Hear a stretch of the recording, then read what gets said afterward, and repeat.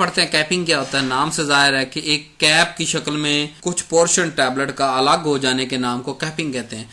कि जब हम वो प्रेस यानी कंप्रेशन मशीन से टैबलेट जब निकलती है, इजेक्ट होती है, उस वक्त या उसके बाद, यानी कंप्रेशन के बाद की हम बात कर रहे हैं, निकलते हुए टैबलेट या उसके बाद जो लेबलिंग पैकेजिंग हम उस तरह उस दौरान अगर हॉरिजेंटली मतलब दरमियान में से नहीं, साइड में से ऊपर या नीचे एक पूरा पोर्शन अलग हो जाने के नाम को हम कैपिंग कहते हैं।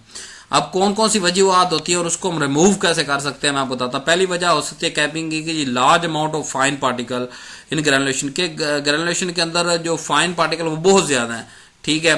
तो हम क्या करेंगे, रिमूव द सम और ऑल फाइन थ्रो द 100 और 200 मैच स्क्रीन लगा के हम अगर हमारे किसी टैबलेट हम बैच बना रहे हैं उसके अंदर बहुत ज्यादा कैपिंग आ रही है तो हम क्या करेंगे, उसमें से फाइन पार्टिकल्स को अलग करेंगे और उसकी प्रॉपर देखेंगे कि ग्रेनुलेशन क्यों नहीं हुई या डायरेक्ट कंप्रेशन है उस मेथड के हिसाब से। तो हमें अगर फाइन पार्टिकल्स की वजह से आ रहा है तो उनको हम अलग कर देंगे। लो मॉइस्चर कंटेंट अगर हो तब भी हमारे पास कैपिंग का मसला आता है तो हम क्या करेंगे, हम ग्रेन्यूल को थोड़ा सा गीला कर लेंगे। तो ये सारा प्रैक्टिकल मजा कब आता है, जब आप इंडस्ट्री के अंदर काम करते हैं। ये सारे काम मैंने अपने आप से आज से किए हुए, तकरीबन मैंने 6 से 8 माह सिर्फ इंडस्ट्री के अंदर लगाए और अल्हम्दुलिल्लाह इसीलिए आपको ये अकेला टैबलेट का जो है 5-6 लेक्चर में पढ़ा रहा हूँ क्योंकि ये बड़ा इंटरेस्टिंग टॉपिक है। सारी जिंदगी आपने जिन्होंने फैक्ट्री करना बनानी टैबलेट है, कैप्सूल भी बनेंगे, सिरप भी बनेंगे, लेकिन जितनी टैबलेट बनती है उतनी कोई चीज दूसरी नहीं बनती, इंजेक्शन भी उतने नहीं बनते। तो मैं भी एक बैच को डील कर रहा था, उसके अंदर जो है वो कैपिंग आ रही थी तो मैंने मॉइस्चर कंटेंट चेक करा, वो कम था, मैंने उसे थोड़ा सा मॉइस्चर लगा दिया। तो ये खुद अपने हाथ से किया हुआ काम है। अच्छा ये आगे चलें, नेक्स्ट प्रॉब्लम है इनसफिशिएंट अमाउंट ऑफ बाइंडर और इम्प्रॉपर बाइंडर। कि अगर हमने जो बाइंडर सेलेक्ट करने में वो उसकी मिकदार कम ज्यादा डाली है, वो खुद ही खराब डाल दिया हमें, तो हम क्या करेंगे, या तो उस बाइंडर को चेंज कर देंगे अगर वो खराब है, अगर कम डाली है तो हम उस बाइंडर को बढ़ा देंगे। नेक्स्ट प्रॉब्लम हमारे पास होता है लुब्रिकेंट ही हमने सही तरह से नहीं डाला, तो इनसफिशिएंट डाला या इम्प्रॉपर डाला। तो इम्प्रॉपर डाला तो हम चेंज कर देंगे, इनसफिशिएंट डाला तो हम इंक्रीज कर देंगे।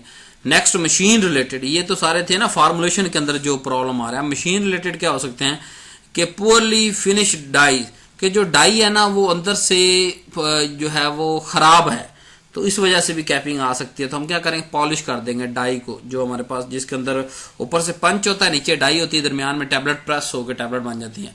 और डीप कनकेव पंचेस बाज दफा आ जाते हैं, तो उन डीप कनकेव पंचेस की वजह से जब वो पंच वापस उठता है तो वो साथ में कैपिंग करवा देता है। तो हम उस सूरत के अंदर अगर कैपिंग हो रही है तो हम पंच बदल देंगे, फ्लैट पंच लगा देंगे। फिर lower punch remain below the face of die during ejection, के जब इजेक्शन हो रही होती है जो लो पंच है ना वो बिलो हो जाता है फेस ड्यूरिंग इजेक्शन, इस वजह से भी कैपिंग होती है। तो हम क्या करेंगे, प्रॉपर सेटिंग करेंगे लोअर पंच और अपर पंच दोनों की जब इजैकुलेशन होनी होती है तो प्रॉपर रिदम में हो, यानी कि ऊपर वाला पंच ऊपर, नीचे वाला उसको पुश करके बाहर निकाल दे। अगर हाई ट्यूरेट स्पीड है तो हम रिड्यूस कर देंगे, जल्दी क्या है हमें इतनी। लोएस्ट प्राइस हमारा चैलेंज है, हम बेच रहे हैं, जरूर विजिट करें। अल्लाह हाफिज।